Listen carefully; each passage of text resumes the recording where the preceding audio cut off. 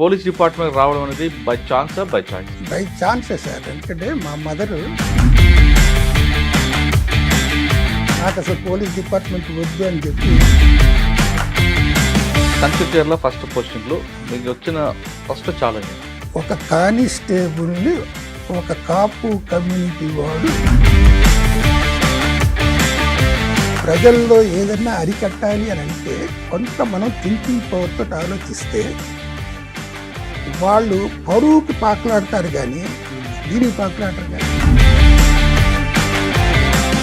కానీ వాళ్ళ హక్కుల్ని కాలు రాస్తున్నప్పుడు గొడవలు జరగలేదు. ఏముంది, పేకాటాడే హక్కు అయితే చట్టపరం చేయమని. టీడీపీ యూత్ ప్రెసిడెంట్ ఒక జీపుల్లో ఎక్కి ఒక నేర్లే ఒక 5,000 పీపుల్ విత్ డెడ్లీ వెపన్స్ మీ నాయకుడిని చంపినోని చంపుతానంటే వదిలేస్తారు. కానీ నాయకుడు చంపినోని కాకుండా ఆ కమ్యూనిటీ వాళ్ళని చంపుతానంటే నేను వదలను. నేను ఫైర్ ఓపెన్ చేస్తాను, మీరు మమ్మల్ని చంపుతాను, రెడీ, దేనికైనా సిద్ధమే. వాళ్ళ వల్ల కాక రంగా హత్యకు ముందు ఏం జరిగింది, రంగాన్ని ఎందుకు టార్గెట్ చేశారు అది ఇది అనేది ఆయనకి చెప్పిన ఆయన అనుకున్న రోడ్డు మీద కూర్చున్నారు. పోలీస్ ఫోర్స్ తీసేశారు, అదంతా జరిగింది. పబ్లిక్కి పోలీసు మధ్యన గ్యాప్ తగ్గాలంటే ఏం చేయాలి? పోలీస్ డిపార్ట్మెంట్లో వచ్చిన పబ్లిక్ని గౌరవించడం అనేది చాలా తక్కువ. ఇప్పుడు పోలీసులు ఎవరికి పనిచేస్తున్నారు? కామన్ మ్యాన్ పనిచేస్తున్నారు. మా మీద ప్రెషర్ తీసుకొచ్చి వాళ్ళు న్యాయం చేయమంటే ఎట్లా చేస్తారు? మార్పు తీసుకురావాలని అందరూ అనుకుంటారు కానీ ఎక్కడేసి మమ్మల్ని అక్కడే ఉంటారు.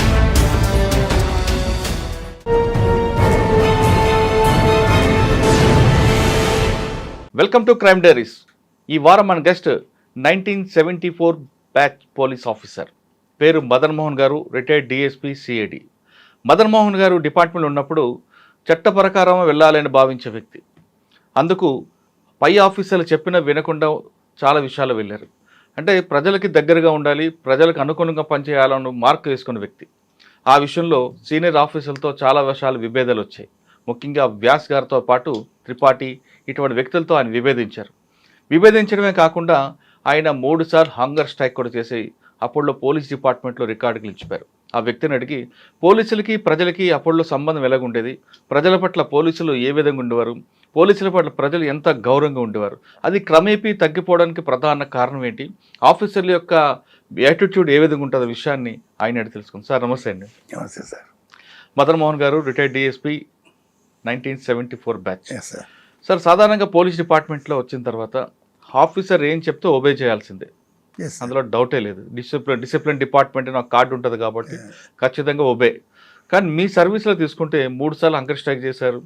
ఆఫీసర్ చెప్పింది ఓవరాల్గా అయినా ఆన్ రికార్డ్ అయినా మీకు నచ్చకపోతే దాన్ని వ్యతిరేకిస్తూ వాళ్ళతో విభేదాలు తెచ్చుకున్నారు. అటువంటి పరిస్థితుల్లో అటువంటి మీ యాటిట్యూడ్ ఉన్నప్పుడు ఆఫీసర్లు ఏ విధంగా మీకు అంటే మిమ్మల్ని అర్థం చేసుకున్నారా లేదా మేము పనిష్మెంట్ చేశారా? ఒకటి, అప్పట్లో పోలీస్ అనగానే బయటకు వస్తే పబ్లిక్ కూడా రెస్పెక్ట్ ఇచ్చే రోజులు చూసాం. అది క్రమేపీ ఒకరు పోయి 100 మంది పోలీసులు ఉన్నా ప్రజలు ఎందుకండి దగ్గర అవ్వలేకపోతున్నారు పోలీసింగ్? అంటే వాళ్ళలో అపనమ్మకమా లేదంటే వాళ్ళు మమ్మల్ని కొడతారనే భయమా?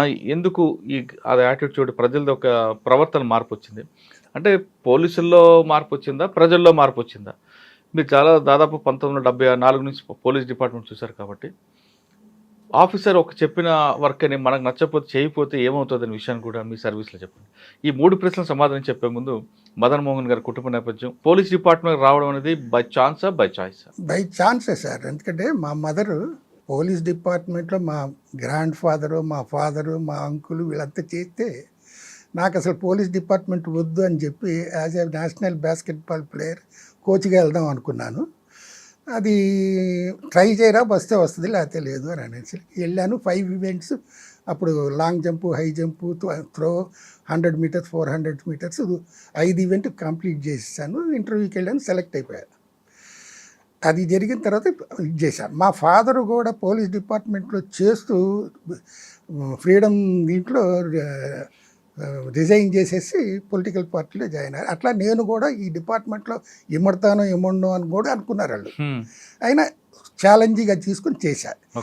నేను పోలీస్ డిపార్ట్మెంట్ చేరిన తర్వాత నా ఎక్స్పీరియన్సు ఇవన్నీ చూసిన తర్వాత పోలీస్ డిపార్ట్మెంట్ని పబ్లిక్ ఎందుకు హేటెడ్ అంటే మమ్మల్ని ఉపయోగించుకుంటానే మమ్మల్ని ద్వేషిస్తానికి కారణం ఏంటో అనేది మా యొక్క యాటిట్యూడ్లో కొంత తప్పు ఉంది.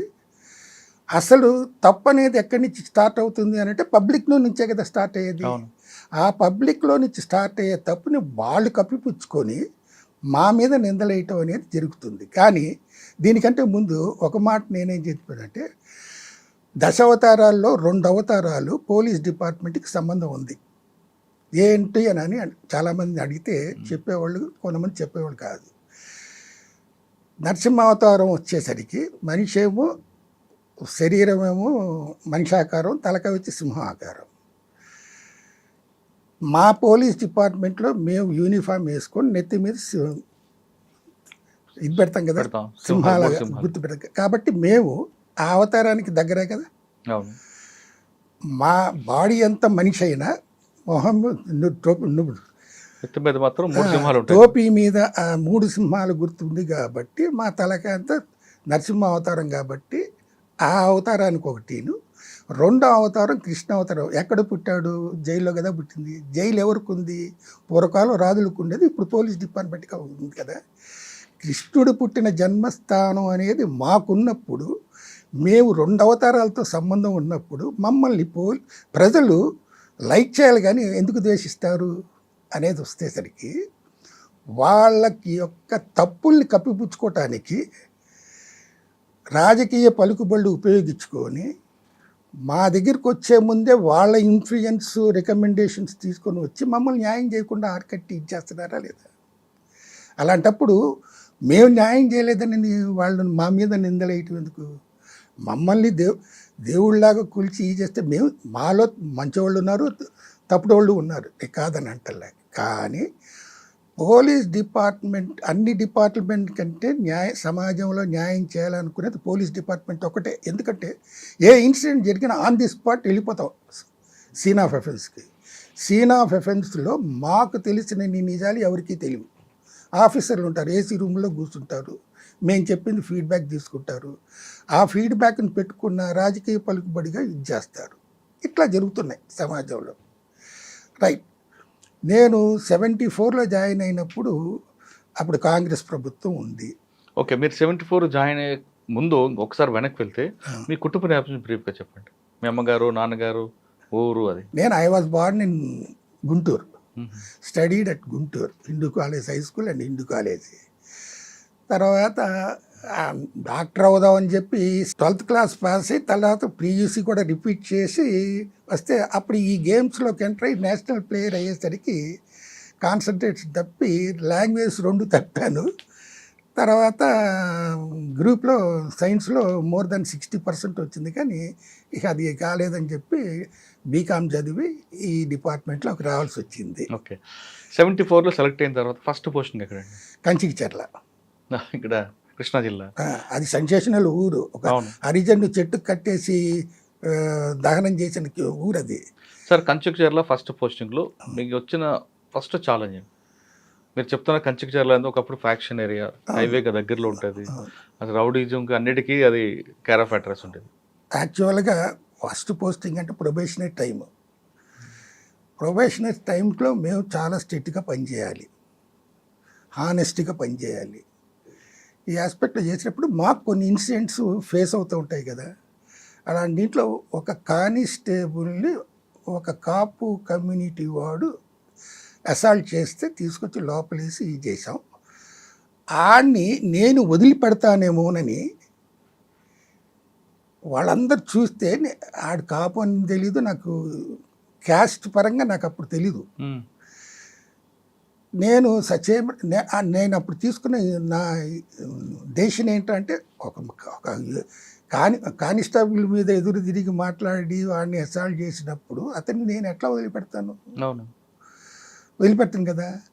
అట్లా జరిగినప్పుడు దానికంటే ముందు ఈ ప్యాకాట్లు చేసినప్పుడు నేను పట్టుకొని వచ్చి ఎక్కడైతే పట్టుకున్నానో అక్కడి నుంచి నడిపించుకుంటా, ఏ చేపలైతే చేపలు, కుర్చీలు అయితే కుర్చీలు వాళ్ళ నెత్తి మీద పెట్టి మోయించుకు తీసుకొచ్చాడు. ఎందుకు? దాన్ని అరికట్టాలి.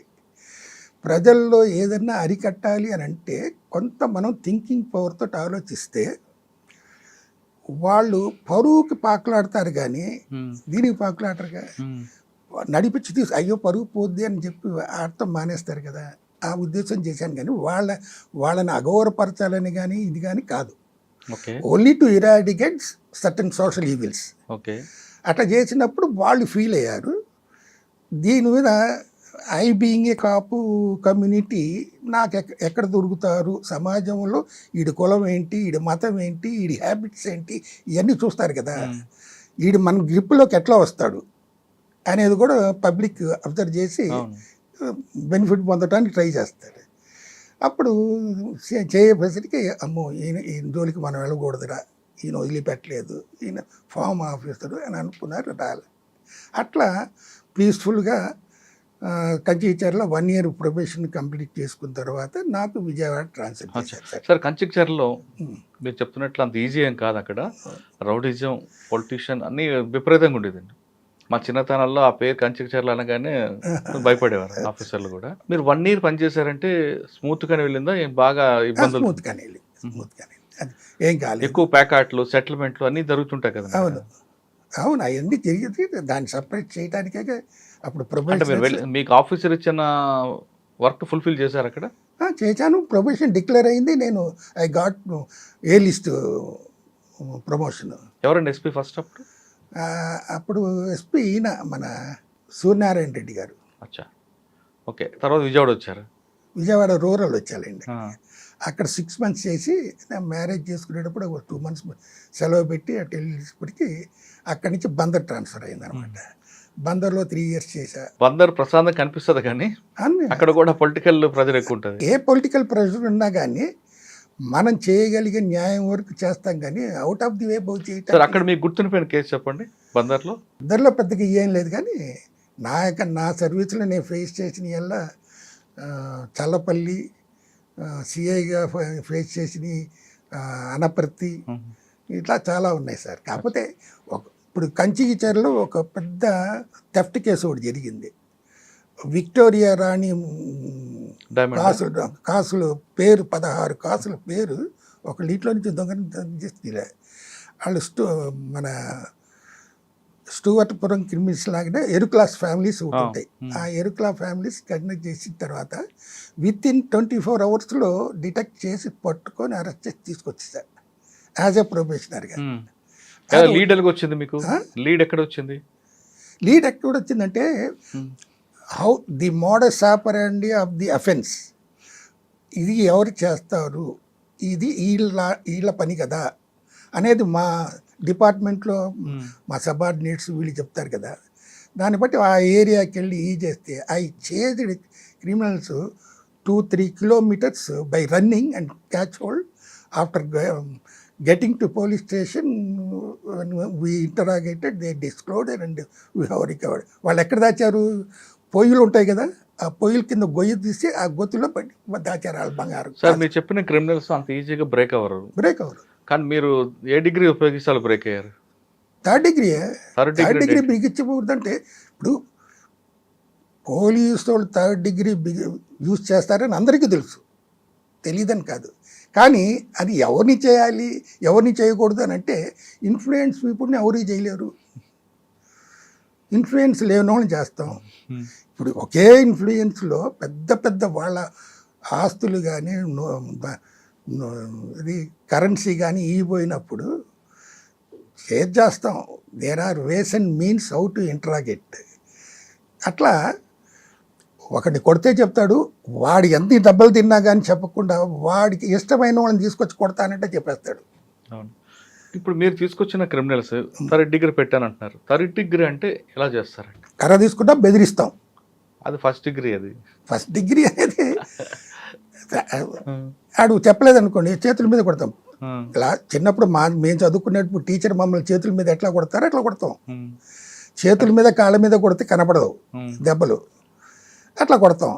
అప్పుడు చెప్తారు వాళ్ళు. అప్పటికి వినకపోతే సైకాలజీ యూజ్ చేస్తాం. సైకాలజీ యూజ్ చేసి వీడికి ఎవరు ఇష్టం, సైకాలజీ అనేది మీరు చాలా దూరం వెళ్ళిపోయారు. ఇంకా దానికి దీనికి మధ్యలో ఇంకుంటాయి, రబ్బర్లు ఉంటాయి.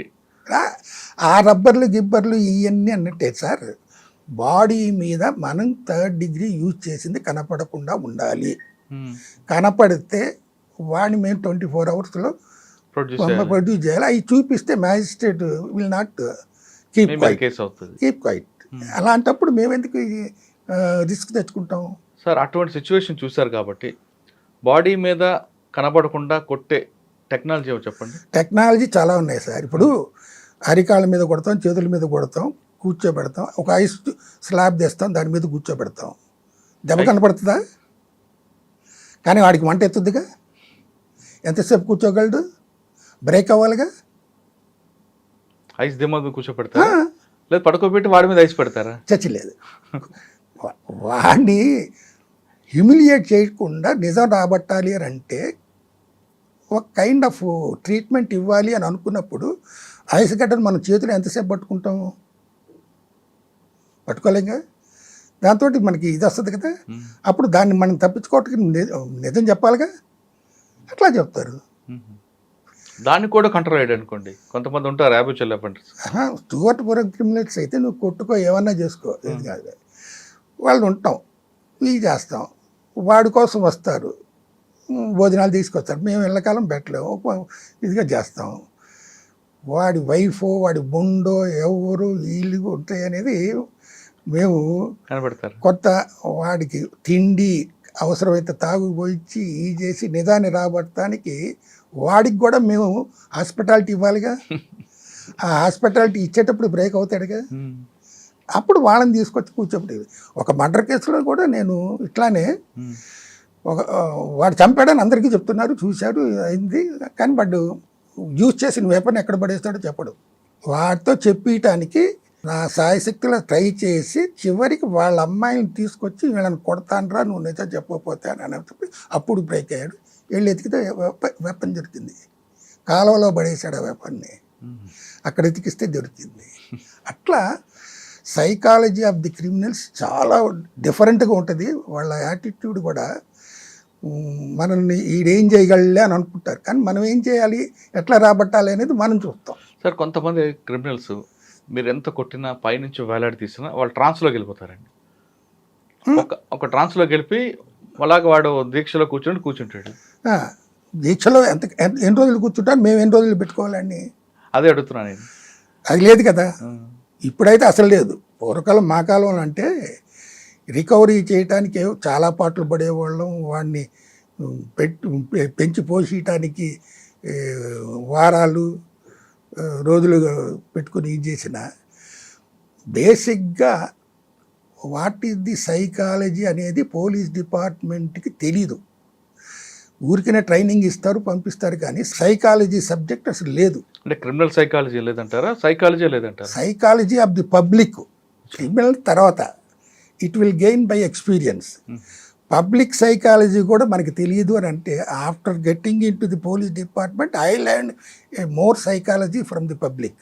మీకు ఒక ఎగ్జాంపుల్ చెప్తాను సార్. ఇది హస్తం, దీనికి 5 ఏళ్ళు ఉన్నాయి.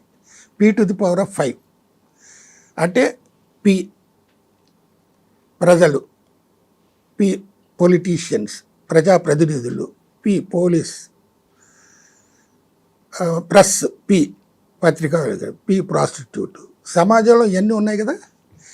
దీన్ని ఎవరిని ఏ విధంగా ఉపయోగించుకొని నిందలేస్తారు? ఎవరికి ఏది అనుభవాలు ఉంటే దాంట్లో చేస్తుంటాడు. బేసిక్గా పోలీస్తో ఈ పోలీస్ డిపార్ట్మెంట్ కానీ, ప్రెస్ కానీ, పొలిటీషియన్స్ కానీ, ప్రాసిక్యూట్స్ కానీ ఉన్నారు అని అనుకున్నప్పుడు ఎవరు ఎక్కువ యూజ్ చేసుకుంటారు వీళ్ళందరినీ? పొలిటీషియన్ వాడుకుంటాడు. పొలిటీషియన్ కాదు, ప్రజలు. ఎందుకు పొలిటీషియన్ అంటే పొలిటీషియన్ అనేవాడు కూడా ప్రజలను ఎన్నుకుంటేనేగా వచ్చేది. ప్రజలు వాడు ఎన్నుకున్న తర్వాత అరే నేను నిన్ను ఎన్నుకున్నా, నేను చేసే తప్పు నువ్వు నన్ను కాయాలి అని చెప్పి వాడి దగ్గరికి వెళ్తున్నారు. అంటే 5 Pలో ఎక్కువ ఫస్ట్ పబ్లిక్ నుంచే ఏదైనా ఉద్భవించేది. తప్పు కానీ, ఒప్పు కానీ, ఉపయోగించుకోవడం కానీ, ఏది కానీ. ఇప్పుడు వీళ్ళు ఎన్నుకున్న ప్రజాప్రతినిధులు వీళ్ళ మాట వినాలి. వినకపోతే మళ్ళీ దించేస్తారు.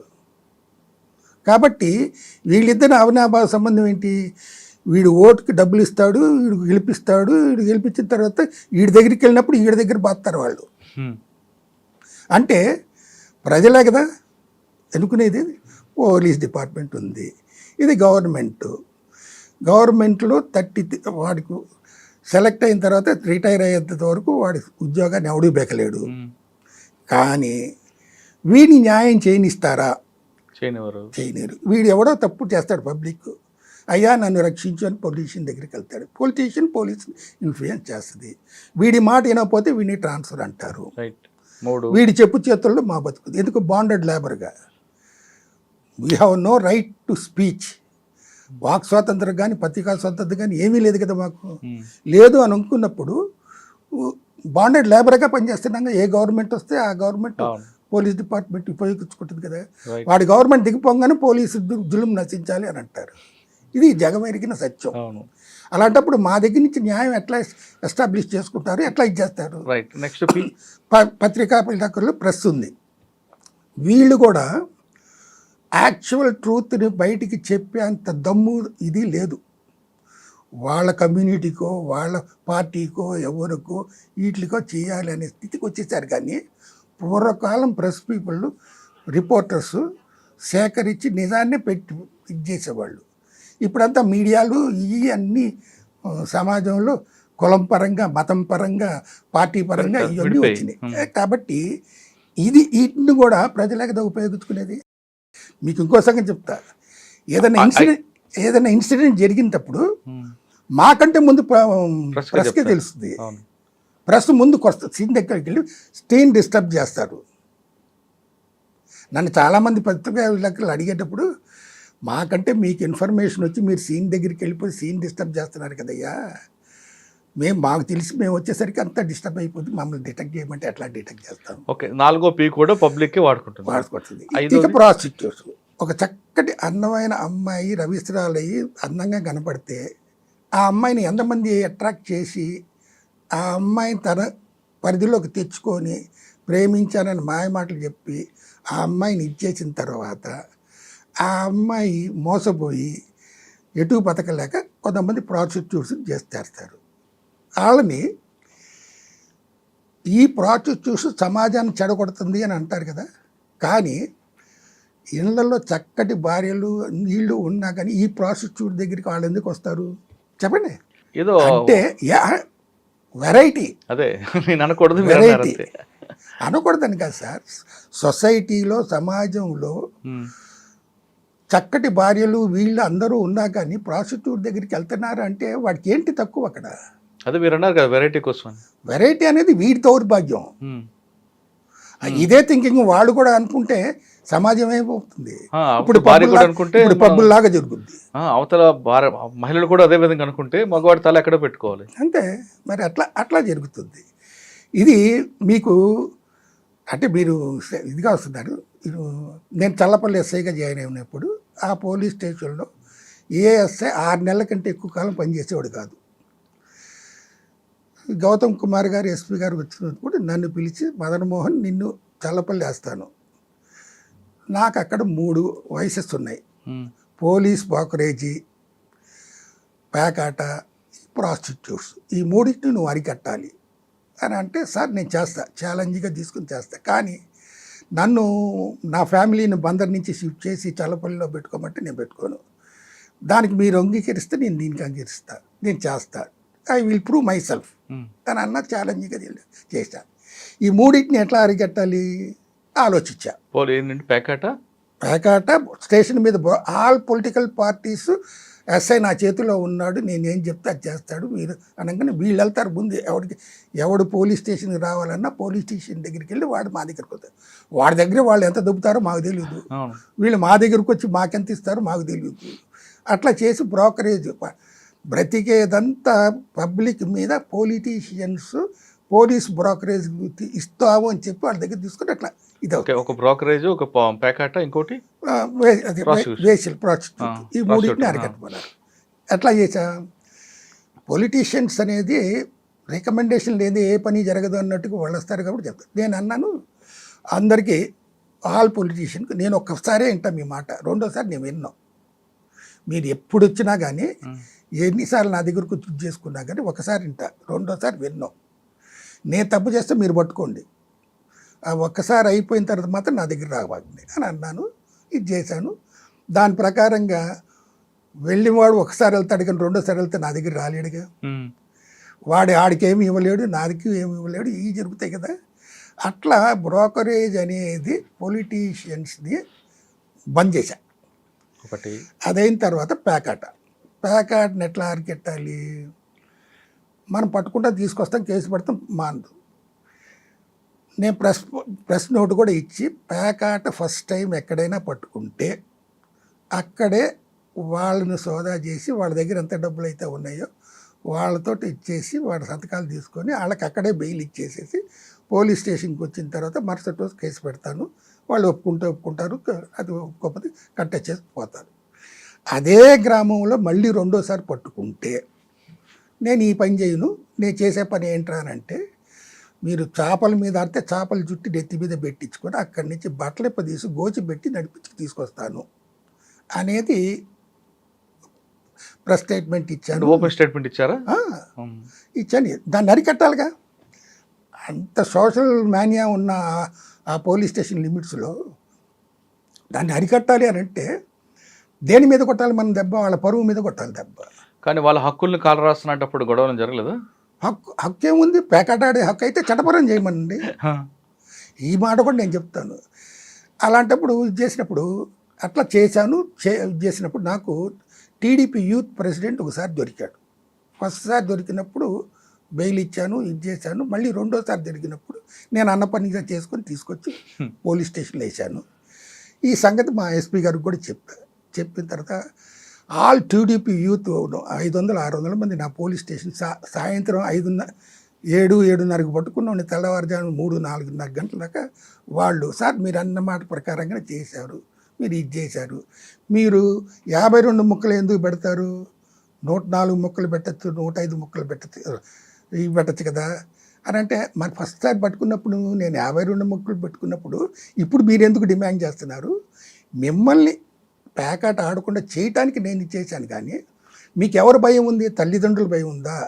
గురువుల భయం ఉందా? రాజకీయ నాయకుల భయం ఉందా? ఎవరు భయం ఉందని టీడీపీ యూత్ వీళ్ళు అని అనుకున్నప్పుడు, మీరు ప్యాకాట ఆడుకోవాలి అని అనుకున్నప్పుడు చట్టపరం చేసుకోండి. కాంగ్రెస్ వాళ్ళకి దమ్ముంది కాబట్టి సారాని గాంధీ మహాత్ముడు అరికట్టమన్నప్పుడే అరికట్టలేక సారా మీద ప్రభుత్వానికి ఇన్కమ్ తెచ్చుకుంది. రూపాయి ప్యాకెట్ సారా ప్యాకెట్, దాన్ని ₹2 ఇట్లా జరుపుకుంటూ వచ్చేది కదా. ఇప్పుడు ఆ సారాని ₹2 బియ్యానికి కూడా సారాని ₹10, ₹15 చేశారు ఒక పొలిటికల్ పార్టీ. ఎందుకు? గవర్నమెంట్ దగ్గర డబ్బులు కావాలి. ఈ సారానే ఇంత ఇదిగా చేసినప్పుడు గ్రామానికి లేకపోతే క్లబ్బుల్లాగా ప్యాకెట్లకు కూడా పెట్టండి, దాని మీద ఇన్కమ్ వస్తుంది. అది కూడా ప్రభుత్వానికి ఇది వస్తుంది. కాబట్టి నేను ఫిజికల్గా ఓపెన్గా నేను చెప్పాను సార్ పబ్లిక్ తోటి, ఎవరు యూత్ తోటి. సారాన్ని చట్టపరం చేసింది కాంగ్రెస్ ప్రభుత్వం. మీ టీడీపీ ప్రభుత్వం ఏమన్నా అయితే ప్యాకెట్ని చట్టపరం చేయండి, ప్రాస్టిట్యూషన్ కూడా చట్టపరం చేయండి. బాంబే ఏరియాలో లాగా రెడ్ అలర్ట్ ఏరియా పెట్టి ఇది చేయండి. వీటి మీద ఇన్కమ్ వస్తుంది కదా. అంటే ఏమన్నారు వాళ్ళు?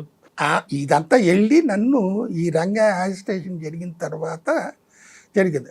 ఆ రంగా యాజిటేషన్ కూడా ఒక చల్లపల్లిలో మీరు 2 చేశారు. ఇంకొక పీ ఉంది కదా, వ్యభిచారం. దాన్ని ఏం చేశారంటే, పట్టుకుంటాం, కేసు పెడతాం, వాళ్ళు అక్కడే ఉంటారు, పూరి గుడిసెలు వేసుకుని ఉంటారు, వాళ్ళు పోరు. వీళ్ళు పోనంతకాలం వ్యభిచారం జరుగుతుంది, వీళ్ళని పంపించాలి. మన బతిమిలాడితే పోరు, కొడితే పోతారు. పట్టుకున్నప్పుడు ఇద్దరిని కొట్టేవాళ్ళం. ఎందుకు? వాళ్ళు గతి లేక కడుపు కోసం వాళ్ళు చేస్తున్నప్పుడు మీరెందుకు వీళ్ళ దగ్గరకు వచ్చి ఇది చేశారని మగవాళ్ళని ఎవరినైతే పట్టుకునేవాళ్ళం వాళ్ళనే ఇది చేసి వాళ్ళ ఇంటికి కబురు చేసి వీడికి ఇట్లా దొరికాడు అని చెప్పి ఇది చేస్తే పరుగు పొద్దు కదా. అట్లా ఇది చేసిన తర్వాత వీళ్ళని ఇక్కడి నుంచి వెకేట్ చేయించాలి. ఎట్లా వెకేట్ చేస్తాం? పోలీస్ జులుము ఇది చేయాలిగా. వాళ్ళు అక్కడి నుంచి వెళ్ళిపోతే ప్రాసిక్యూషన్ జరుగుద్దా? జరగదు. అదే చేశా. అంటే అంత ఈజీగా వెళ్ళరు కదా వాళ్ళు. అంత ఈజీగా జరగాలి అని అంటే పోలీస్ భయం ఉంటుంది కదా సార్. ఇప్పుడంటే భయం లేదు. ఒక బ్రిటిష్ టైంలో ఒక కానిస్టేబుల్ చూస్తే ఊరంతా భయపడేది. ఇప్పుడు ఒక ఎస్పీని చూసినా ఒక ఊరు కాదు కదా, ఒక పబ్లిక్ కూడా భయపడ్డు. ఇంకా మాకేంటి? ఆ విధంగా చల్లపల్లిలో ఎస్పీ గారు ఆ 3 అరికట్టాము. ఏమన్నారు ఎస్పీ గౌతమ్ కుమార్? నాకు రివార్డ్ ఇచ్చారు. సార్ గౌతమ్ కుమార్ గారు పనిచేశారు కదా, ఆయనలో మీరు నేర్చుకుంది ఏంటి? Is a sincere officer, honest officer, work తెలిసిన ఆఫీసరు. అలాంటి ఆయన దగ్గర చేయటం కూడా చాలా నేను అనుకోవటం ఫెచ్చింగ్, చాలా గౌరవంగా ఫీల్ అవుతాను నేను. అయితే ఈ రంగా హత్య కేసు అప్పుడు నేను చల్లపల్లి ఎస్ఐగా ఉన్నప్పుడు మారణకాండ చాలా జరిగినాయి. అక్కడ ఈ సారా ఫ్యాక్టరీ ఉంది, దాన్ని తగలబెట్టారు, ఇవి చేశారు. ఓ 3 రోజులు ఇవన్నీ అయిపోయినాయి. తర్వాత పోలీసులు వచ్చారు, ఇవి వచ్చి ఇవి చేశారు. కానీ నా ఏరియాల కంటే దివిసీమ అంటే కృష్ణానదికి అవతల దివిసీమ అంటారు, యువతల కృష్ణానది ఇది అంటారు. దివిసీమ ఏరియా అని అంటే సీమలన్నీ చాలా ఫెరోషియస్గా ఉంటాయి. అక్కడ కాపు కమ్యూనిటీ వాళ్ళు వాళ్ళ నాయకుడిని చంపారు అని చెప్పి 16 ఆర్టీసీ బస్సులు, 2 లారీలు, 2 జీపుల్లో ఎక్కి nearly 5,000 people with deadly weapons Avanigadda RTC bus depot capture చేసి డీజిల్ కొట్టుకొని ఆ వెహికల్స్లో బయలుదేరి వస్తున్నారు అనేది నాకు ఎస్పీ గారు లైట్నింగ్ కాల్స్, అప్పుడు ఈ కాల్స్ ఫోన్లు లేవు కదా, చేసి చెప్పి మదన్ మోహన్ నువ్వేం చేస్తావు నాకు తెలీదు, నువ్వు వెళ్ళి నీ ఏరియాకి రానియకుండా చూడు. అక్కడ పోలీసు ఉన్నారు, అక్కడ ఇన్స్పెక్టర్లు ఉన్నారు, వాళ్ళు చేయలేని పని నేను చేస్తాననే నమ్మకం మీద నాతో చెప్పారు. కానీ చేసినప్పుడు నేనేం చేయాలి? నా దగ్గర ఉన్న ఫోర్స్ తోటి నేను గబగబా తీసుకొని నా లిమిట్స్, అప్పుడు ఈ మోపిదేవి గుడి ఉంది చూసారా, సుబ్రహ్మణ్య స్వామి డౌన్ వరకు ఉంది, అక్కడికి వెళ్ళాను. ఇప్పుడు రింగ్ బైపాస్ రోడ్ వేశారు, మోపిదేవి గుంపించి అవనిగడ్డ వెళ్తాం కదా, అవును, ఇట్లా కరువు తిరుగుద్ది కదా, ఆ కరువు డౌన్లో వరకు మా లిమిట్స్. అక్కడికి వెళ్ళి నుంచున్నాను. నేను ఒక ఏఎస్ఐ, 4 కానిస్టేబుల్, వాళ్ళ రైఫిల్, నా రివాల్వరు, నేను ఉన్నాం. నేను వెళ్ళేటప్పుడు ఎంఆర్ఓని కూడా తీసుకొని వెళ్ళా. ఎందుకు? ఏదైనా ఫైర్ ఓపెన్ చేయాల్సి వస్తే వాళ్ళ పర్మిషన్ లేకుండా చేయకూడదు కదా, తీసుకొని వెళ్ళా. నువ్వు వెళ్ళి ఆకు, నేను మీ సిఐని వాళ్ళని పంపిస్తా ఫోర్స్ని అని అన్నారు. వెళ్ళారు, వచ్చారు. నేను వెళ్ళేసి అక్కడ నుంచి ఉండేసరికి రాలే వాళ్ళు. ఇంకా వాళ్ళంతా బస్సులు ఇవన్నీ తీసుకొని పబ్లిక్ని గ్యాదర్ చేసుకురావడానికి ఇదో చేశారు. ఈ లోపల మా సిఐ ఒక హాఫ్ సెక్షన్ ఏఆర్ వచ్చారు. నుంచున్నాం. ఇక్కడ ఏంట్రా అంటే నాకు ఫిచ్చింగు అక్కడ దివసంలో ఉన్న వాళ్ళు కాపు, నేను కాపు, నేను చెప్తే వాళ్ళు వింటారు అనేది. దానికంటే ముందు నేను విజయవాడలో వ్యాసగారి మీద హంగర్ స్ట్రైక్ చేసి ఎదిరించి మగవాడుగా వచ్చాను అని చెప్పే నేమ్ వాళ్ళ మనసులో ఉంది. కాబట్టి వాళ్ళు వచ్చినప్పుడు వచ్చారు. వాళ్ళు అంత దూరంలో వెహికల్స్ ఆపుకొని, సార్ మీరెందుకు అడ్డం నుంచుంటారు, అవనిగడ్డలో కూడా పోలీసులు వాళ్ళు ఆపలేదు, మీరెందుకు ఆపుతారు అని అన్నారు. సరే అన్నారు కదా, నేను వదిలిపెడతాను. కానీ మీ నాయకుడిని చంపినోడిని చంపుతానంటే వదిలేస్తా, కానీ నాయకుడు చంపినోడిని కాకుండా ఆ కమ్యూనిటీ వాళ్ళని చంపుతానంటే నేను వదలను. నేను ఫైర్ ఓపెన్ చేస్తా, మీరు మమ్మల్ని చంపుతారు, రెడీ, దేనికైనా సిద్ధమే, అది ఇది అని చెప్పి మాట్లాడి యూజ్ చేసేసరికి వాళ్ళ వల్ల కాక చల్లపల్లి ఎంపీపీ రత్తయ్యను అతన్ని కూడా చంపేశారు సార్, మాకు లైట్నింగ్ కాల్ వచ్చింది అని వాళ్ళు ఎట్లయినా సరే వెళ్ళాలని ట్రై చేశారు. సరే అన్నారు కదా, మా పోలీస్ ఫోర్స్ ఉంది కదా, నేను ఇక్కడ గీతకి ఇస్తా, ఆ గీత దాటి మీరు ఇటు రావద్దు, మా వాళ్ళు ఇక్కడే ఉంటారు, మీరు ఉండండి, మీరు ఎవరు వస్తారో నాతో రండి, జీప్లో తీసుకొని వెళ్ళి రత్తయ్య బతుకుంటే ఇక్కడ తీసుకొస్తా, లేకపోతే వదిలేస్తా మిమ్మల్ని అని అన్నా. నాకంటే హయ్యర్ ర్యాంక్ సిఐ కానీ ఎంఆర్ఓ కానీ వీళ్ళు కానీ ఎవరు మాట్లాడటానికి లేదు, వాళ్ళ కమ్యూనిటీ వేరు, వాళ్ళని ఆపగలిగేది నేను ఒక్కడనే అనేది ఏంటంటే కమ్యూనిటీ ఒకటి. కాబట్టి ఇట్లా వాళ్ళని తీసుకొని వెళ్ళి తీసుకొచ్చే లోపల ఇక్కడ మారణకాండం ఎట్లా జరిగిందంటే, ఆ మోపిదేవి దీంట్లో కొంతమంది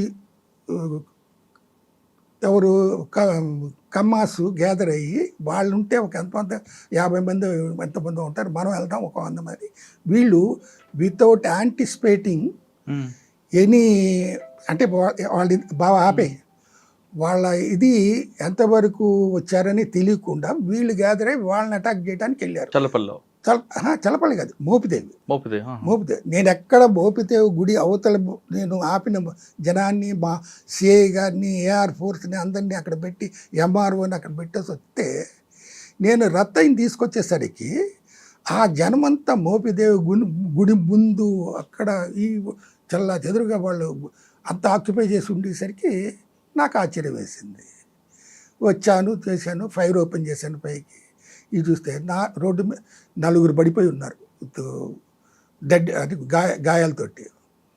అప్పుడు చెప్పాను నేను, సెట్లో చెప్పి చేసి వీళ్ళందరికీ క్లియర్ చేసి వాళ్ళ వెనక్కి పంపించేసేసి ఈ 4 తీసుకొని వెళ్ళి అవినిగడ్డ హాస్పిటల్లో జాయిన్ చేస్తే ఒకడు చచ్చిపోయాడు, 3 బతికారు.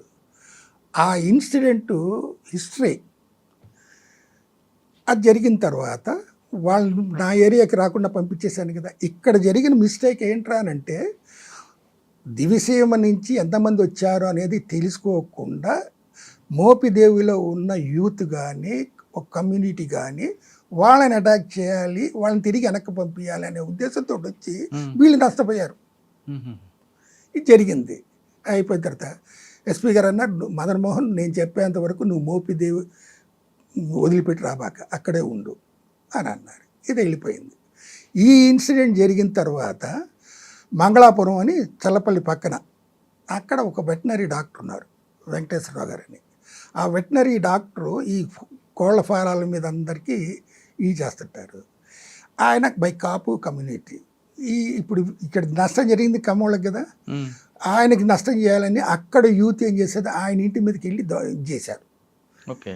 అక్కడ ఆయన లేడు, డాక్టర్ లేడు, వాళ్ళ ఫ్యామిలీ మెంబర్స్ ఉంటే వాళ్ళు జోలికి వెళ్ళకుండా ఇంటి వరకు డ్యామేజ్ చేసేసరికి ఈ సంగతి మళ్ళీ తెలిసింది వాళ్ళకి. ఇది జరిగింది ఒకరోజు. ఈ జరిగిన తర్వాత ఆ డాక్టర్ని ఇంటి మీదకి వెళ్ళటం మరుసటి రోజు, ఆ మరుసటి రోజు మళ్ళీ బయలుదేరి వచ్చారు. మళ్ళీ మోపుదేవికి ఆ 16 ఆర్టీసీ బస్సులు, 2 జీపులు, 2 లారీలు వేసుకుని మళ్ళీ అదే పబ్లిక్ విత్ డెడ్లీ వెపన్స్ మేము వెళ్ళాలి. మా డాక్టర్ని ఇది చేస్తారా, దానికి కాస్త మేము ఇది చేస్తాం. సరే మీరు నరుకు ఇది చేసుకుంటారంటే మేము చేతకాని వాళ్ళమా ఉన్నాం కదా అని చెప్పి ఇది చేస్తే మళ్ళీ యథా ప్రకారంగా మళ్ళీ పోలీసు, అప్పుడు మహారాష్ట్ర పోలీసు కూడా వచ్చింది. ఇవన్నీ వచ్చారు. నాకంటే 3 సిఐలు ఉన్నారు, నా పై అధికారులు. వాళ్ళు ఏం మాట్లాడుకో ఊరికిన కూర్చున్నారు, ఇది చేశారు. నేను అప్పుడు అన్నా, మీరు చేసిన దానికి నా మాటిని మీరు ఆగారు, వాళ్ళు వచ్చారు, మీకు జరిగింది, తప్పు మీదే కదా. మళ్ళీ మీరు చేసిన తప్పుకు మీ డాక్టర్ సఫర్ అయ్యాడు కదా, మీ డాక్టర్ దగ్గరికి వెళ్ళాలి అనేది యాటిట్యూడ్ మానుకోండి. ఇది ఇట్లా పెరుగుతూ పోతే సమాజంలో ఎవరు ఇది కాదు, మేము చూస్తాం, ఊరుకోము, ఫైర్ ఓపెన్ చేస్తాం, చస్తాం, మీరు చస్తాం, మేము చస్తాం, అది కావాలా, ఇది కావాలంటే సార్ మీరు చెప్పారని నేను ఆగాం కదా, ఆగితే వాళ్ళే కదా వచ్చి మమ్మల్ని ప్రేరేపించి చేసింది. అలా చేసినప్పుడు మీ మాట గౌరవించి చేసినప్పుడు మేము వెనక్కి తిరిగి వెళ్ళిపోయినప్పుడు మా డాక్టర్ ఇంటి మీద పడి ఇది చేయటం ఏంటి, మేము ఆ ఊరు దాకా వెళ్ళాలి, మీరైనా కలుస్తారా, మేమైనా కొట్టుకుంటాం, రెడీ అని వాళ్ళు డిసైడ్ అయిపోయారు. అయినప్పుడు సిఐలు వీళ్ళు వాళ్ళ వల్ల కాలేదు, నువ్వే ఏదైనా చెయ్యి మదన్ మోహన్ అని నన్ను అడిగారు. నాకంటే పై ఆఫీసర్ ఉన్నప్పుడు నేను ఎట్లా మాట్లాడతా అని అనుకున్నప్పుడు చేసి, సార్ మంచి జరిగితే మీ పేరు చెప్పుకోండి, చెడు జరిగితే నా పేరు చెప్పుకోండి, వాళ్ళ సైకాలజీ ఏంటి, వాళ్ళు ఏం అడుగుతారో నేను డెసిషన్ తీసుకుంటాను అని అప్పుడు తీసుకుంటున్నప్పుడు అడిగా, మీకేం కావాలి అంటే మంగళాపురం దాకా వెళ్ళాలి సార్, తీసుకెళ్తా, కానీ నేను చెప్పిన మాట మీరు వినాలి, మీరు చెప్పిన మాట నేను రిస్క్ తీసుకొని తీసుకెళ్తున్నా, మీకు మాకు తగాదాలు లేకుండా, కొట్టుకోకుండా, కాల్చుకోకుండా ఇది చేసుకోవటానికని నేను చెప్తున్నా అని అన్నప్పుడు ఆలోచించి, మహారాష్ట్ర పోలీసు వీళ్ళంతా వచ్చారు కదా, మా సిఐలు ఉన్నారు కదా, వెహికల్స్ ఉన్నాయి కదా, వాళ్ళ వెహికల్స్ మధ్యన 4 వెహికల్స్ మధ్యన మా వెహికల్స్ పెట్టి ప్రతి లారీకి బస్సులకి ఒక 2 కానిస్టేబుల్ డోర్ దగ్గర నుంచోబెట్టి దిగనీయకుండా వాళ్ళని అరేంజ్ చేసి నేను పైలట్గా ఉండి వాళ్ళని ఒక ఊరేగింపుగా తీసుకుని వెళ్ళి తిప్పి మళ్ళీ వెనక్కి పంపించేశారు. ఏమీ జరగలే.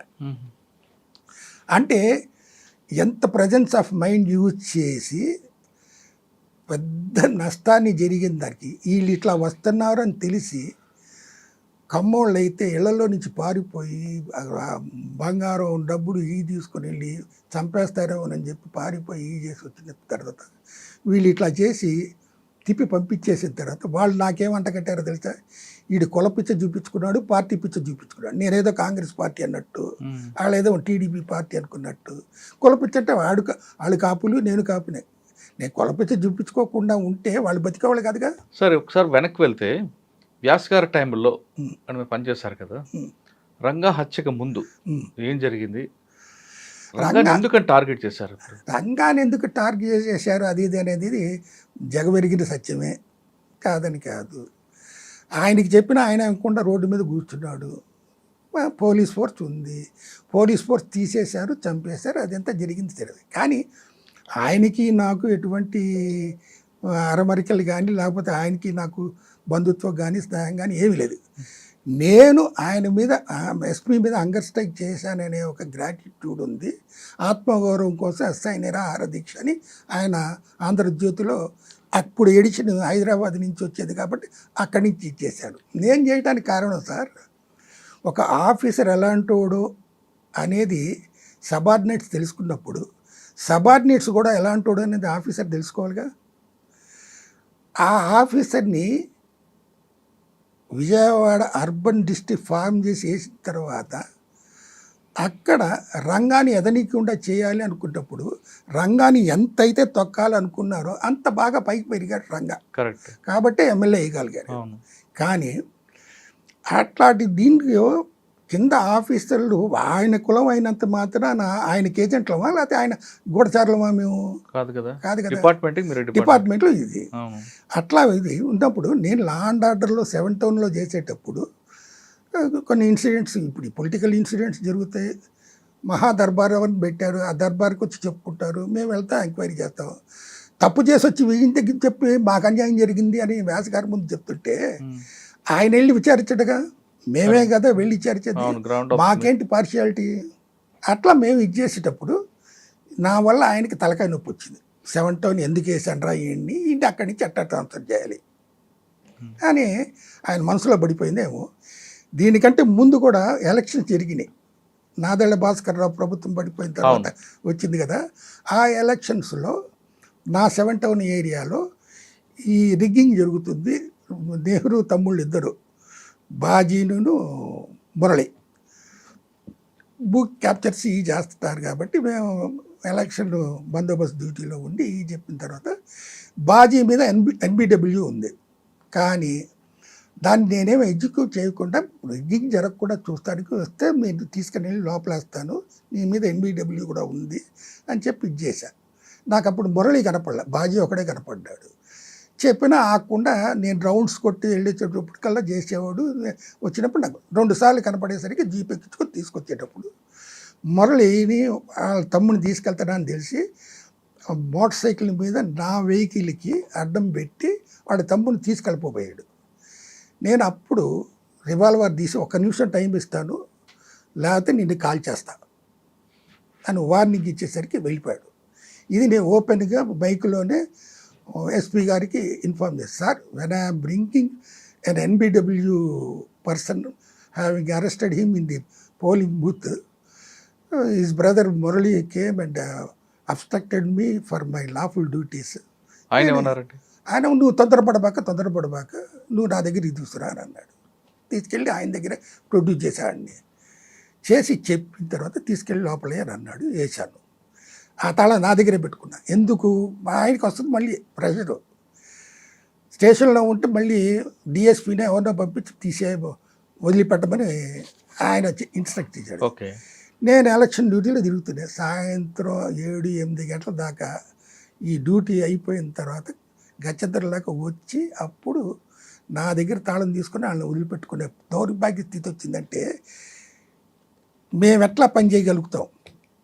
ఒక ఎన్బిడబ్ల్యూ ముద్దాయిని ఇంటెన్షనల్గా కాకపోయినా రిగ్గింగ్ జరగకూడదు అని వార్నింగ్ ఇచ్చిన వినని వాడిని తీసుకొచ్చి లోపలేస్తే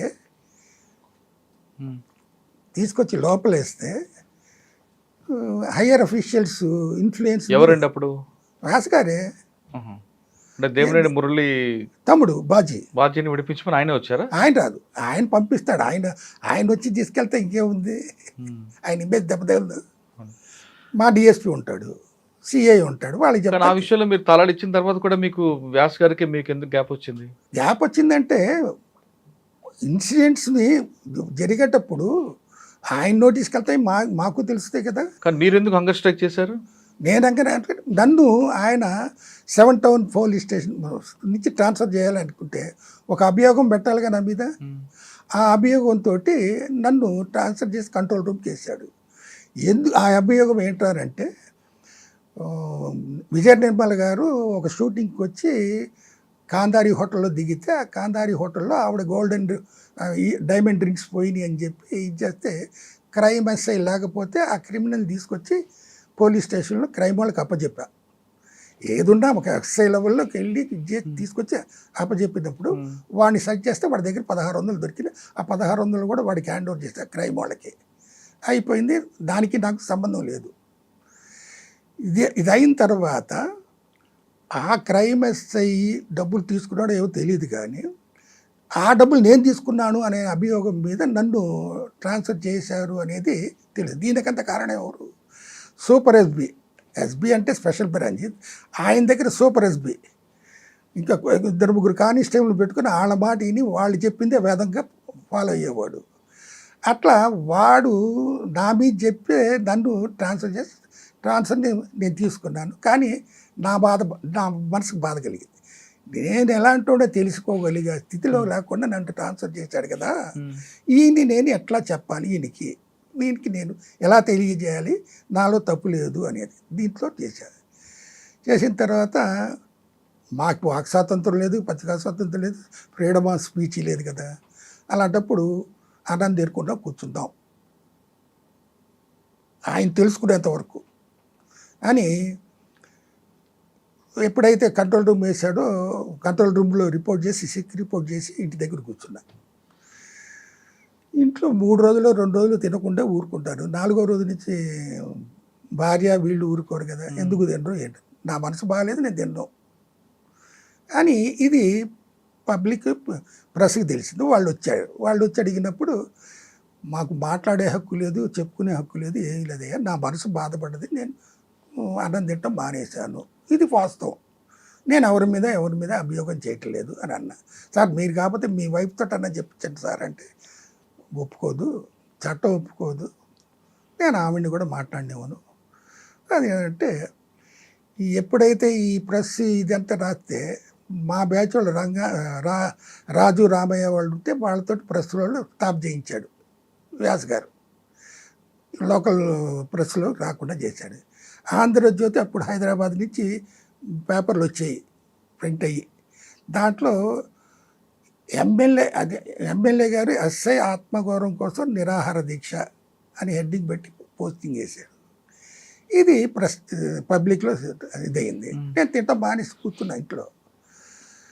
హంగర్ స్ట్రైక్ నేను ఎట్లా చేశాను, దానికి ఒక ఆలోచన నాకెట్లా వచ్చింది. మీరు హంగర్ స్ట్రైక్ చేశారు విషయం ఎస్పీ గారికి వెళ్ళింది, దాస్ గారి నోటీస్కి. ఆయన ఏమన్నాడు, సస్పెండ్ చేస్తాను, ఇది చేస్తాను అంటే ఈడెందుకు చేస్తున్నాడని, you are transferred from Vijayawada urban city, you go and report to the Eluru DIG range అని నాకు ఒక కాగితం ఇచ్చాడు. అది ఇచ్చిన తర్వాత వాడు నన్ను సస్పెండ్ చేయాలి అని అనుకున్నారు. సస్పెండ్ చేయాలనుకున్నప్పుడు సార్ మీరు రిలీవ్ చేసేసి ట్రాన్స్ఫర్ చేసిన తర్వాత సస్పెండ్ చేసే హక్కు మీకు లేదు అని సీసీలు వీళ్ళు చెప్తారు కదా, అందుకని నన్ను సస్పెండ్ చేయలేకపోయారు. నేను సిక్ రిపోర్ట్ చేసి సెలవులో ఉన్నా కదా, మళ్ళీ నాకు ఒక మెమో ఇచ్చి గవర్నమెంట్ సూపరింటెండెంట్ హాస్పిటల్ దగ్గర నువ్వు వెళ్ళి రిపోర్ట్ చేసి ఇది చేయమని అన్నాడు. వెళ్ళి చేశాను, తిట్టలేదు. ఆయన అడ్మిట్ చేశాడు, సెలైన్ ఇవ్వటం మొదలుపెట్టాడు.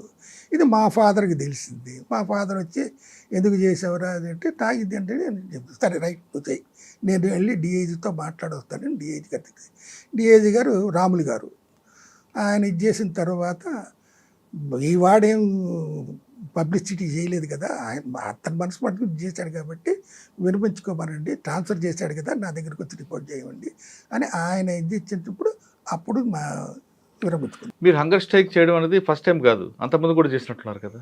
లేదు, ఫస్ట్ టైం చేసింది వ్యాస గారి మీద. తర్వాత రెండోసారి ఈ రంగ స్టేషన్లో వాళ్ళని ఎప్పుడైతే నేను కులపిచ్చి పార్టీ పిచ్చి తీసుకొచ్చి నాకు బాధ కలిగింది. అప్పుడు చేశారు. అప్పుడు పొలిటీషియన్స్ మీద చేశా అంగర్ స్టేజ్. రెండు. ఎందుకు చేశా? అప్పుడు ఎస్పీ గారు, ఇంటెలిజెన్స్ వాళ్ళు అందరూ వచ్చి ఎంక్వైరీ చేసుకొని వెళ్ళారు నేను చేసింది ఏంటి, ఎవరి కోసం చేశాను అనేది. డిపార్ట్మెంటల్గా ఐఆర్ అఫీషియల్ అందరూ ఎప్రిషియేట్ చేసిన వాళ్ళే. ఇప్పుడు టీడీపీ పార్టీ వాళ్ళు నా మీద నిందేసి నన్ను అబ్యూజ్ చేస్తే నేను కంప్లైంట్ ఇచ్చి కేసు కట్టా. కేసు కట్టించి నాకు నేను when I complaint I have no right to investigate my case. అంటే అప్పుడు రెండోసారి చేశారు? అది అప్పుడు రెండోసారి చేశా. ఎక్కడ? విజయవాడలోనే? విజయవాడ కదా, చల్లపల్లి. చల్లపల్లిలో చేశా. మూడోసారి అనపర్తిలో వెళ్ళండి, ఈస్ట్ గోదావరి. ఈస్ట్ గోదావరి అదొక హిస్టరీ లేండి. అది చెప్పండి. అది ఇప్పుడు ఈ చల్లపల్లిలో ఇది జరిగిన దాంట్లో ఎప్పుడైతే చేస్తారో అక్కడ లోకల్గా పీపుల్ అందరూ టీడీపీలోనే కాపు కమ్యూనిటీ వాళ్ళు మీ ప్రాణాలు రక్షిస్తే మీరు ఆయన్ని ఈ విధంగా అంటారా, మీరు వెళ్ళి చెప్పకపోతే ఇంకొక యాజిటేషన్ వస్తుంది అని మా వాళ్ళు బెదిరించారు. వాళ్ళు వచ్చి క్షమాపణ చెప్పారు. క్షమాపణ చెప్పి తప్పైపోయింది సార్ అదే. అప్పుడు ఎంపీ గారు, ఆయన పేరు ఏదో ఉంది, ఆయన వచ్చి నన్ను అప్రిషియేట్ చేసి దీనికి ఇంకో రీజన్ చెప్పంటారా, రజాకార్ మూమెంట్లో మా ఫాదరు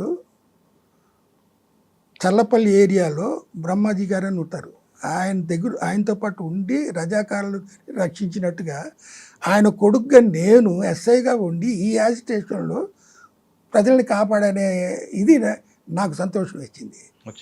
వచ్చి నన్ను అప్రిషియేట్ చేసిన వాళ్ళు ఉన్నారు. ఈ పార్టీ పిచ్చ కుల పిచ్చ చూపించుకున్నా అంటే అవి చూపించుకుంటే అసలు నేను ఎందుకు అడ్డం పడాలి? అక్కడ వేరే పోలీసులు అడ్డం పడకుండా ఉన్నప్పుడు నా మీద ఎంత నమ్మకం లేకపోతే గౌతమ్ కుమార్ గారు నన్ను చెప్పి సార్. మూడోది అనపర్తి చెప్పండి. అనపర్తిలో సార్ ఓ 2 మేజర్ ఇన్సిడెంట్ జరిగినాయి. ఒక మర్డర్ కేసులో 2 క్రిమినల్స్ పెరోల్ మీద వచ్చారు. ఆ పెరోల్ మీద వచ్చిన తర్వాత ఆ మర్డర్ కేసుకు సంబంధించిన ఒక కపుల్ ఉన్నారు. ఆ కపుల్ని థ్రెట్ చేసి ఈ వచ్చిన అతని పేరు భాస్కర్ రెడ్డి. ఆ పెరోల్ కూడా మేము శాంక్షన్ చేయలేదు. ఆ పెరోల్ వాళ్ళు పెట్టుకుంటారు, మేము కోర్టు ఇస్తారు, మీకు సంబంధం మా రికమెండేషన్ అడుగుతారు, మేమేమో ఇవ్వను, వద్దు వస్తే ఇది అవుద్దని మేము రిజెక్ట్ చేస్తాం. అంటే రిపోర్ట్ అగ్నెస్ట్గా రాస్తాం. రాసినా కానీ ఆయన పెరోల్ మీద వచ్చాడు. ఈ ఉద్దర దంపతులు వాళ్ళని బెదిరించాడు. బెదిరిస్తే వాళ్ళు పురుగుల మందు దాగి చచ్చిపోయారు. అయ్యో. పురుగుల మందు చచ్చిపోతే ఆ చచ్చిపోయిన కేసు గురించి ముందు వెళ్ళేది మేమే. వెళ్తే యాక్చువల్గా it is a suicide, not any murder. కానీ దాన్ని మర్డర్ కేసు కింద కట్టమంటారు ఎస్పీ త్రిపాఠి. వాళ్ళ చావు ఎట్లా ఉంది అనేది పోస్ట్ మార్టం చేసిన తర్వాత కదా తెలిసేది. చేస్తే అది పురుగుల మందు ఇది అనేది ఎక్స్పర్ట్ ఒపీనియన్ వస్తుంది. వాళ్ళ మీద బాడీ మీద గాయాలు కానీ ఏమీ లేవు. They may be threaten them. అంటే 302 కట్టకుండా 306 కట్టవచ్చు కదండి? కాదు, 306 కూడా కాదు, ముందు 174 కట్టాలి. ఫస్ట్ 174 306 కాల్కులేట్ చేసుకోవచ్చు. 306 ఈ కట్టుకొని 302 కాకుండా 306 అబెట్మెంట్ టు కమిట్ సూసైడ్. వాడి బెదిరింపులకి భయపడి సూసైడ్ చేసుకున్నాం అని వాళ్ళ సూసైడ్ నోట్ కూడా ఉంది దాంట్లో. మరి ఇంకా ఉన్నా అది అంటే హయ్యర్ అఫీషియల్కి ఎవరు ఏం చెప్పగలరు? ఎవరో వేరే వాళ్ళు చెప్తే దాన్ని నిజమని నమ్ముతారు. కానీ ఇది చేసినప్పుడు అప్పుడు ఇన్స్పెక్టర్గా నేను I will not investigate this case when you demanded me to register 302. ఆయన ఏమన్నారు? డిఎస్పీ తోటి ఇన్వెస్టిగేషన్ చేయించుకున్నాడు. నేను చేయను అని అనుకున్నప్పుడు చేయలేదు. నేను నా సర్వీసులో ఇట్లా విజయవాడలో కూడా ఒక కేసు అనపర్తి చెప్పండి జరిగినప్పుడు నేను చేయలేదు. వేరే డిఎస్పీ తోటి ఇన్వెస్టిగేషన్ చేయించుకున్నారు. అది అయిపోయింది. ఆ కేసులో నా మీద ఎస్పీ డిఫర్ అయ్యాడు. అదైంది. ఇంకో కేసు ఏంటంటే బలభద్రపురంలో ఒక క్రిమినల్ని ఆ ఊరు తిరణాల్లో పట్టుకొని వాడిని లారీ ఎక్కించి చంపేశారు. But created as N accident. Accident case చేసి చెప్పినప్పుడు ఆ రిపోర్ట్ వచ్చేటప్పటికి నేను సీఎం బందోబస్తుకు డ్యూటీలోకి వెళ్తున్నాను. ఆ కేసు కూడా నేను ఇన్వెస్టిగేట్ చేయలే. అది రామచంద్రాపురం ఎస్ఐ ఇన్వెస్టిగేషన్ చేశాడు. ఎవిడెన్స్ గ్యాదర్ చేస్తే అది మర్డర్ అని తెలిసింది. ఈ 2 కేసులు నాకు సంబంధం లేకుండా నన్ను మిస్అండర్స్టాండ్ చేసుకొని ఆయన దానికి కారణం ఏంటంటే ఒకసారి ఓపెన్గా క్రైమ్ మీటింగులో సుపీరియర్ ఆఫీసర్స్ కసురుకుంటారుగా, తిడతారుగా, అది చేసేటప్పుడు నేను ఎదురు తిరిగా. నేను మీరు అనుకున్నట్టుగా ఇక్కడికి వచ్చి అప్పబాబు ఉద్యోగం చేయట్లేదు సార్, హానెస్ట్గానే చేస్తున్నాను. నేను this is first time I came to east Godavari Anaparthi. దీనికంటే ముందు మారేడుమిల్లిలో చేశాను. నేను ఈ జిల్లా ఆఫీసర్ని కాదు అని చెప్పి ఆయనతోటి ఓపెన్ అంతమందిలో ఆయన ఇది ఇచ్చేసరికి ఈ మే ఫెల్ట్ స్ట్రైక్. దాన్ని మనసులో పెట్టుకొని లేనిపోయి నేను ఇది చేసి నా మీద రిపోర్ట్ రాసి సస్పెండ్ చేశాడు. సస్పెండ్ చేస్తే అవుతాం, మళ్ళీ వస్తుంది. దానికి అది attitude of the superiors mentality ఏంటారంటే వాడిని ఎదిరియకూడదు, వాడి మాటకి ఎదురు చెప్పకూడదు అన్నప్పుడు తప్పు చేయని దానికి ఏ ఇది లేని దానికి మేము ఎందుకు ఊరుకోవాలి? ఎందుకు దానికి నిరసనగా మీరు చేస్తే మా అసోసియేషన్స్ వీళ్ళు వచ్చి ఆయన నేను ఇట్లా చేస్తున్నానని చెప్పి సెలవు పెట్టి ఊరు వెళ్ళాడు.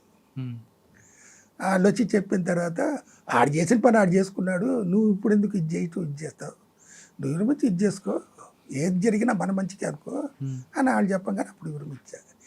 ఈ 2 హంగర్ స్ట్రైకుల్లో సక్సీడ్ అయ్యాను. దాంట్లో మా అసోసియేషన్ వాళ్ళు వచ్చి చెప్తే విరమించుకున్నాను. కానీ అనపర్తిలో మీరు వడ్డీ వ్యాపారుల డబ్బులు తీసుకున్నారని వాళ్ళ ద్వారానే మీకు చెడ్డ పేరు వచ్చిందండి. వడ్డీ వ్యాపారమా? అనపర్తి అక్కడ స్మగ్లింగ్ సార్, స్మగ్లింగ్ ఉంది, ఇది కూడా ఉంది. అది దొంగ నోట్లు ఉన్నాయి, దొంగ నోట్లు ఉంటాయి. మీరు చెప్తున్న వాచెస్, పెర్ఫ్యూమ్స్, బట్టలు అన్ని స్మగ్లింగ్ ఉంటాయి, అన్నీ ఉంటాయి. గంజాయి ఉంది, ఇవి ఉన్నాయి, అన్నీ ఉంటాయి. లేదని కాదు. రమణారెడ్డి అనే వ్యక్తి దగ్గర ఎక్కువగా రమణారెడ్డి మీరు చెప్పే పర్సన్ కూడా నాకు తెలీదు. రమణారెడ్డి అనేది ఆయన ఎక్కువగా స్మగ్లింగ్ చేసేవాడు కదా. 2 అన్నదమ్ములు వాళ్ళు. నాకు అంత డీటెయిల్గా తెలుస్తారు. యాక్చువల్గా అయితే అక్కడ స్మగ్లింగ్ డబ్బులు చేసేవాళ్ళు డబ్బులు ఇచ్చేవారంటారా? వాస్తవం అనేది వాళ్ళు ఇచ్చేవాళ్ళు ఇదేదో నాకైతే తెలియదు, నేనైతే తీసుకోలేదు. కానీ అనపర్తికి ఎందుకండి స్మగ్లింగ్, ఈ రౌడీజం, తర్వాత రెడ్డి కమ్యూనిటీ కదా కరెక్టే. అక్కడ వాళ్ళకి ఏం దగ్గర ఉందని కేర్ ఆఫ్ అడ్రస్ ఏంది స్మగ్లింగ్ కి? వాళ్ళు చేశారు కాబట్టి ఆ పేరు వచ్చింది వాళ్ళకి. కాదండి, అక్కడ అంటే సముద్రం దగ్గర ఉందా? కాదు, సముద్రం దగ్గర ఏమీ లేదు. కానీ ఎక్కడ? రాజమండ్రి పక్కన Anaparthi, in between Rajahmundry to Kakinada మధ్యలో. అవును. కానీ దానికి ఏ దగ్గర లేకపోయినా రెడ్డి వాళ్ళు అనేది ఆ ఊళ్ళో స్థిరంగా ఉన్నవాళ్ళు కాబట్టి రైట్ ఫ్రమ్ ది బిగినింగ్ నుంచి చేశారు కాబట్టి అక్కడికి వాళ్ళకి ఆ పేరు వాళ్ళు తెచ్చుకున్నారు, కానీ ఎవరు అంటగట్టింది కదగా. లేదా?